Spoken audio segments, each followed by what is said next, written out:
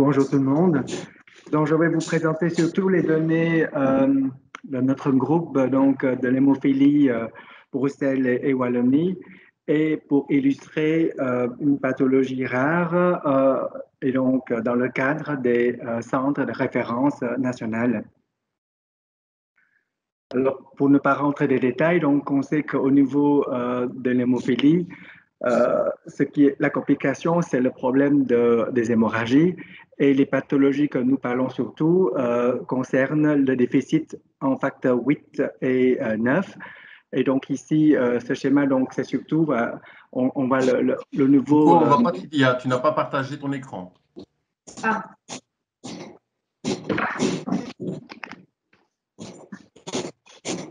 Excusez-nous.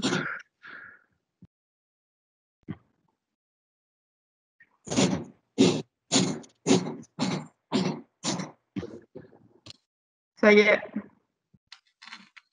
En 2002. Ça y est.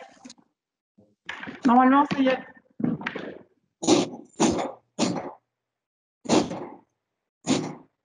Il y a un bruit parasite, s'il vous plaît. Et donc, ce schéma représente, donc on voit au niveau de le schéma de la coagulation. Donc, actuellement, dans sa départ, au niveau du couple, le facteur tissulaire est facteur 7 activé pour arriver donc à la formation du couple 5A-10A qui stimule le facteur 2 en 2A, donc la thrombine, et pour par la suite, donc, l'activation du immunogène en fibrine et l'aboutissement donc de la formation d'un clou plaquettaire qui est stable. Alors, au niveau de l'hémophilie A et B, donc on sait que la A est beaucoup plus prépondérant. Donc, comme je disais, c'est le facteur 8 qui est touché. C'est une pathologie liée à l'X, et en majorité, c'est une atteinte génétique de l'intron 22. Alors, il y a d'autres anomalies génétiques, et ce sont surtout des mutations qui amènent à la non-production du facteur 8 qui est responsable du phénotype majeur de l'hémophilie A. Alors, parmi les hémophiles, donc la A touche environ 85 à 90% des hémophiles. Donc, on estime que c'est 1 sur 5 000 naissances de bébés de sexe masculin. Il n'y a pas de différence au niveau ethnique, et il faut savoir que dans un tiers des cas, il n'y a pas d'histoire familiale, donc il s'agit de cas de nouveau. Alors, deuxième élément à connaître, c'est que c'est la même génétique au niveau de la même famille, et donc c'est la même sévérité. Tandis que l'hémophilie B, c'est une atteinte majeure donc, du facteur 9, également liée à l'X. Et comme je disais, elle est beaucoup plus rare, de l'ordre de 10 à 15%. Alors, le schéma de côté, c'est juste pour vous montrer la génétique donc, liée à l'X, et au-dessus, au niveau de la génétique, il faut savoir que ce sont surtout des délétions larges, des non-sens qui est responsable de la phénotype donc majeure, et surtout avec par la suite des complications de type de la présence des inhibiteurs. Alors, je ne vais pas rentrer dans les détails, donc on distingue 3 types au niveau clinique des manifestations. Sévères quand le facteur est en dessous d'1%, modéré entre 1 et 5%, et mineur jusqu'à 50%, entre 5 et 50%, pardon. Et donc, ce qui nous préoccupe le plus, c'est la forme sévère, parce que c'est la majorité des cas, donc de 60% des hémophiles. Et ce qui est caractéristique de ce groupe, c'est qu'on est à faire face à des hémorragies majeures de manière spontanée, et c'est ça qui est le danger de cette pathologie. Alors, au niveau du tableau clinique, donc on voit, on distingue 2 types, donc des hémorragies donc qu'on appelle sévères, et des hémorragies qui peuvent avoir des complications de vie concernant le patient. Et donc, comme vous voyez, dans la forme sévère, ce sont surtout des atteintes articulaires et musculaires, tandis que dans la partie donc très très sévère, donc c'est surtout des hémorragies au niveau du système nerveux central. Donc, on estime que la majorité des patients avec des hémophiles ont surtout une présentation de type hémarthrose et des hémorragies intramusculaires. tandis que les hémorragies intracérébrales concernent moins de 5% des patients. Alors, les complications de cette maladie, donc en premier, puisqu'on les traite de manière très tôt, dès la naissance pour certaines équipes, et donc on a à faire face à des complications des voies d'accès qui sont très difficiles pour les tout petits, puisque le traitement actuellement, en tout cas jusqu'à récemment, c'est surtout, on donne des facteurs manquants par la voie intraveineuse. Et puis viennent des complications de type infectieuse qu'on a bien connues dans les années 80-90 parce que ce sont à l'époque des produits de cryoprécipités et puis des facteurs 8 de type plasmatique avec les complications des hépatites B et C et surtout le HIV. Actuellement, avec la nouvelle génération de facteurs, on a quasiment plus du tout ces problèmes infectieux. Néanmoins, on reste prudent, surtout pour les pays où les facteurs plasmatiques sont toujours prédominants. Alors, les complications qui nous concernent surtout actuellement, ce sont des problèmes de développement des inhibiteurs. Alors, le chiffre cité de l'ordre de 30 à 35% dans les pays occidentaux et en Amérique. Notre cohorte en tout cas, mais c'est vrai que notre chiffre est beaucoup plus bas. Je vais vous montrer, on n'atteint pas ce niveau. Et enfin, à la longue, à cause des hémorragies répétées de manière surtout microscopique, ou bien parce qu'on n'a pas su donner un traitement prophylactique, ces saignements prolongés provoquent alors des problèmes de type arthropathie hémophilique. Alors, il faut savoir que c'est une maladie rare. Pourquoi? Parce que le nombre de patients est très bas. En Belgique, on n'a pas un chiffre précis.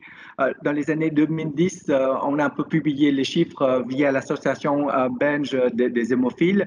On a estimé entre 800 et 1000 patients. Depuis lors, ce chiffre a certainement été augmenté, mais en tout cas, ce qui est sûr, c'est qu'il y a moins de 2000 patients en Belgique. Alors, c'est une des pathologies qui coûte le plus cher à la société. J'ai repris les dernières données donc, fin l'année en décembre 2020 au niveau de l'INAMI. Et comme vous voyez, les facteurs de coagulation, dont le facteur 8, est cinquième sur la liste des pathologies où ça coûte le plus cher au niveau des montants qui est remboursé. Alors, dans ce cadre-là, sous le gouvernement à l'époque, donc c'était Onke Links qui était le ministre de la Santé, elle a voulu mettre en place des centres de référence et pour cela, il fallait des critères. Alors, pour la reconnaissance d'un centre national de traitement, il faut 50 patients atteints de type sévère. Et alors, pour un centre de coordinateur, il faut avoir au-delà de 180 patients sévères. Juste pour vous rappeler qu'au niveau européen, un centre national de traitement, il considère qu'avec 10 patients, on est reconnu comme centre national de traitement et un centre de référence, coordinateur, c'est 40 patients. Donc, vous voyez la différence entre au niveau de la Belgique et par rapport à l'Europe. Alors finalement, on prend en charge tous les déficits majeurs de la coagulation. Ici, on a parlé du 8 et du 9, mais également des autres pathologies, par exemple le 7, le facteur de Willebrand de type 3. Et il faudrait, dans la définition du centre national, que ce soit un centre qui doit pouvoir répondre à tous les critères, même s'il y a une association des différents centres, que ce soit un seul site. Alors ici, je ne vais pas rentrer dans les détails sur tous les critères au niveau de l'INAMI pour l'organisation et pour recevoir aussi le critère de centre de référence. Et donc, c'est-à-dire pouvoir prendre en charge de manière coordonnée, donner des centres spécialisés, apprendre aux parents et à la famille la maladie et la manière de traiter, monitorer ces patients, bien sûr dans le monitoring, la découverte, le dosage et le dépistage des inhibiteurs, donner tout ce qui est important pour la prise en charge globale à ces patients, donner aussi le certificat de la prise en charge à ces gens et avoir un registre. Et pour cela, on associe avec les autres centres et coordonné par le centre de coordination.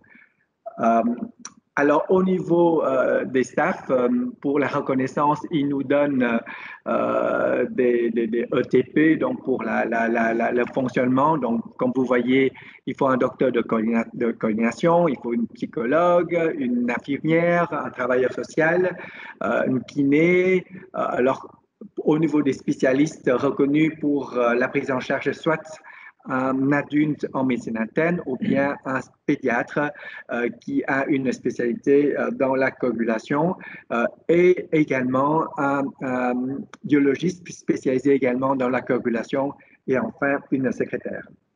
Alors donc, à l'époque, pour arriver à 50 patients majeurs, nous, dans le groupe UNB, on n'y avait pas arrivé, on avait 35 patients.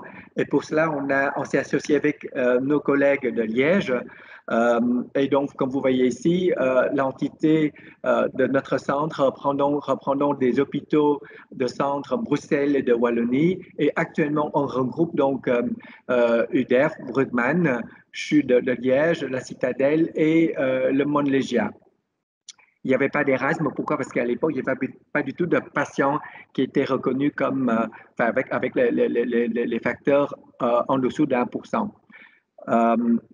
Alors, on a créé cette équipe et pour ce faire, il fallait des référents adultes, référents enfants et les référents de différentes personnes que j'ai énumérées plus haut. Et donc, vous voyez ici l'équipe constituée. Voilà. Alors, juste pour vous donner quelques données de notre cohorte d'hémophilie, tout ce qui est facteur de coagulation dans sa forme majeure, suivi pour le moment de notre équipe.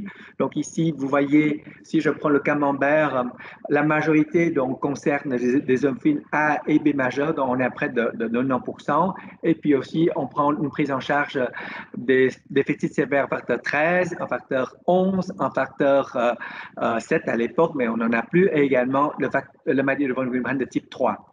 En termes des différents centres que j'ai répertoriés plus haut, donc finalement, 2 centres concentrent le plus de patients, d'une part au CHU de Liège, et donc forcément majoritairement constitués d'adultes, et puis le deuxième centre, c'est nous, UDERF et les différents centres adultes, qui reprend également ces pathologies. L'âge médian est de l'ordre de 21 ans et on voit bien que les extrêmes, c'est de 2 à 71 ans. Alors, pour reprendre, comme j'ai dit tantôt, le groupe des patients avec des hémorragies intracérébrales, on est de l'ordre de 3%. Donc, ça rejoint tout à fait le chiffre au niveau publié au niveau international. Et comme je vous ai dit plus haut, notre groupe de patients qui ont développé des inhibiteurs est de l'ordre de 20%, donc nettement moindre que ce qui est publié. Et parmi ces inhibiteurs, on a 50% à haut titre, à savoir que quand ils ont un dosage en inhibiteur au-delà de 5% de Bethesda unit. Alors, au niveau du traitement de ces patients, on sait bien que le gold standard, c'est le traitement prophylactique. Et donc, on voit ici, dans ce camembert, donc, 80% de ces patients ont bénéficié le traitement prophylactique et malheureusement que de l'ordre de 40% ont un traitement prophylactique primaire, c'est-à-dire un traitement dès le jeune âge pour éviter des complications tardives. Alors, concernant le traitement précisément, donc on sait que jusqu'à récemment, il y a moins de 2 ans, le traitement, c'est un traitement de remplacement. Donc, on donne le facteur manquant à ces patients, donc soit le 8, soit le 9. On donne surtout ce qu'on appelle le standard half-life de facteur 8. Et je dirais que depuis 5 ans est arrivé sur le marché des facteurs 8 de longue durée d'action. Et puis suivi rapidement d'autres innovations qu'on appelle la thérapie de non-remplacement. Donc, actuellement, ce qui est en premier plan, c'est la fameuse molécule donc, des anticorps monoclonaux bispécifiques qu'on appelle le Hemlibra.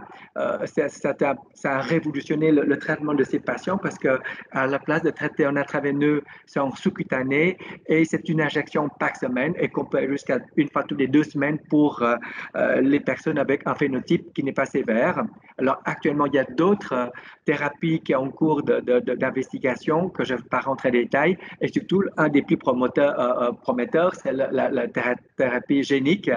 Mais le problème ici, c'est son coût. Et donc là, pour le moment, on est à des résultats qui sont pas du tout, qui sont très intéressants par contre, mais comme un peu tout ce qui est dans le domaine de thérapie génique, le coût est très excessif. Alors, finalement, jusqu'à maintenant, au niveau de la prise en charge de ces traitements, donc vous voyez à votre gauche, donc le principe, donc ça vient de l'équipe de Suède, c'est-à-dire qu'on essaie en tout cas de transformer tous les patients hémophiles pour qu'ils ne saignent plus. Donc, on élève le facteur de base au-delà de 1%. Disons, c'est un peu le principe standard, le gold standard, jusqu'à récemment, donc comme je disais, dans les derniers 2-3 années. Et puis, c'est arrivé les facteurs de longue durée d'action. Et donc là, ça nous a permis, en tout cas, de soit donner le même schéma de traitement, mais qui nous permet d'augmenter ce qu'on appelle la valeur minimale de facteur 8 de l'ordre au-delà de 1%. Donc, on vise les 3%. Donc, du coup, ça donne moins d'hémorragie, surtout celles qui sont microscopiques. On ne voit pas donc surtout parler de macroscopiques. Et puis, depuis l'avènement de l'Hemlibra, le traitement est tout à fait non seulement intéressant parce que, je disais tantôt, c'est la voie d'administration, mais ce qui est très intéressant, c'est qu'une fois qu'on arrive à l'équilibre de cette molécule, le facteur 8 est amené entre 20 et 25%. Donc, on transforme ces patients majeurs à une situation d'une hémophilie mineure. Et donc, du coup, on n'a quasiment plus de complications hémorragiques. Alors, juste pour vous montrer un peu la révolution, donc au niveau des facteurs de longue durée de réaction, ce qui est surtout intéressant, c'est le facteur 9 et pas le 8 à cause de vraiment qu'il est une petite molécule. Donc, vous voyez qu'on a pu augmenter le temps de vie jusqu'à 5 fois. Et donc, tous ces patients, on les injecte en intraveineux une fois par semaine, pour certains une fois toutes les 2 semaines. Tandis que le 8, voilà, on n'a pas pu vraiment allonger à cause du facteur de von Willebrand qui est dans le système. Et donc, c'est une grosse molécule. Néanmoins, avec cette augmentation de demi-vie, si on garde, comme je disais, les mêmes, en tout cas, fréquence d'injection, on lève le niveau le plus bas de facteur 8. Et là aussi, on gagne sur le plan des complications hémorragiques. Et enfin, donc l'emicizumab, donc qui est l'Hemlibra, donc les anticorps antimonoclonaux bispécifiques. Donc, comme vous voyez ici, dès qu'on arrive à équilibre, en termes de dosage, donc on est à 40 et 50% de cette molécule. Si on convertit en facteur 8, on arrive pour ces patients entre 20 et 25%, ce qui est tout à fait révolutionnaire. Donc, en résumé, pour notre équipe, on a, concernant l'hémophilie A et B, majeure 63%. Donc, pour l'hémophilie B, quasiment tous les patients sont switchés aux molécules de longue durée d'action. Le dernier qui n'en a pas parce qu'il vit entre l'Afrique et la Belgique, c'est difficile de le faire parce qu'il faut faire un suivi. Et parmi les patients hémophiles A majeurs, on est en train de les switcher dans les formes de Hemlibra et le facteur de longue durée d'action. Le problème, c'est pour les tout petits patients, on n'a pas assez de recul pour ces molécules pour permettre d'être affirmatif avec les patients des non-conséquences dans le futur, que ce soit en termes d'inhibiteurs ou d'autres complications éventuelles. Donc, pour le moment, on reste prudent et donc on ne conseille pas forcément à tous les nouveau-nés, enfin tous les nouveaux cas d'hémophilie A majeure, de donner d'emblée l'Hemlibra, par exemple. Alors, ceci arrive à le côté du laboratoire, donc, puisque c'est un des aspects importants pour nous dans le suivi de ces patients dans l'équipe multidisciplinaire, puisque il faut des laboratoires qui sont reconnus au niveau national pour la mesure des différents éléments nécessaires, alors, ne fût-ce que pour la mesure des facteurs 8.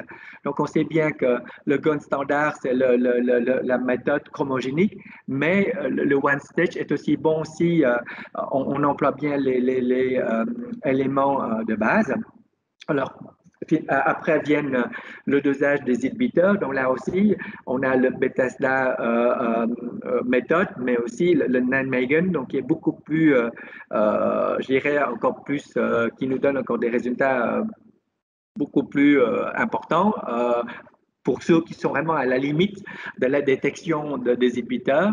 Et puis viennent alors toutes les mesures des facteurs concernant la nouvelle génération de longue durée d'action. Et enfin, maintenant, les Lemlibra pour équilibrer ces patients en termes du traitement. Et enfin, dans notre laboratoire, on pratique également l'étude pharmacocinétique de ces patients parce qu'on adapte l'activité des patients en fonction de leurs facteurs et puis on adapte du coup le traitement pour permettre d'éviter les complications hémorragiques. Et enfin, la thrombine génération qu'on emploie aussi pas mal dans nos recherches cliniques, que ce soit pour le domaine hémorragique ou pour le domaine thrombotique.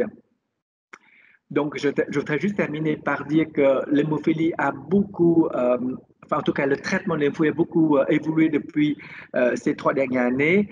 Et donc, dans l'avenir, ça va révolutionner la prise en charge de ces patients. Pourquoi? Parce que c'est beaucoup plus pratique. Donc, à la place de donner en intraveineux, c'est plutôt en sous-cut. Et même si c'est en intraveineux pour l'hémophilie B, par exemple, à la place de donner 2 ou 3 injections, c'est plutôt une fois toutes les 2 semaines, 1 semaine à 2 semaines. Donc, du coup, avec ces méthodes, de nouvelles méthodes, donc le gold standard, c'est plus avoir un niveau au-delà de 1%, mais on vise 3%, 5% ou même jusqu'à 20% pour les Limbra. Donc, ça va donner moins de complications hémorragiques. Donc, ça permet, en tout cas, pour les patients d'être beaucoup plus adhérents à leur traitement. Et bien sûr, ça va changer tout à fait leur pronostic dans l'avenir. Donc, ça implique bien sûr une équipe multidisciplinaire tant sur le plan laboratoire que sur le plan clinique, et également tout ce qui est autour, kiné et autres. Et enfin, un petit bémol, j'ai envie de dire, et ce sont des chiffres qui viennent de la Fédération mondiale au niveau de l'hémophilie, c'est que malheureusement, il y a beaucoup de progrès dans la matière, mais finalement, ça profite seulement à un petit pourcentage de la population et que la majorité des patients hémophiles à travers le monde ne bénéficient que très peu de ces innovations. Donc, on estime que 4% au niveau de la population mondiale n'ont pas du tout accès ont accès à ce traitement et que les 96 autres ont la possibilité d'avoir ces innovations. Voilà, je vous remercie.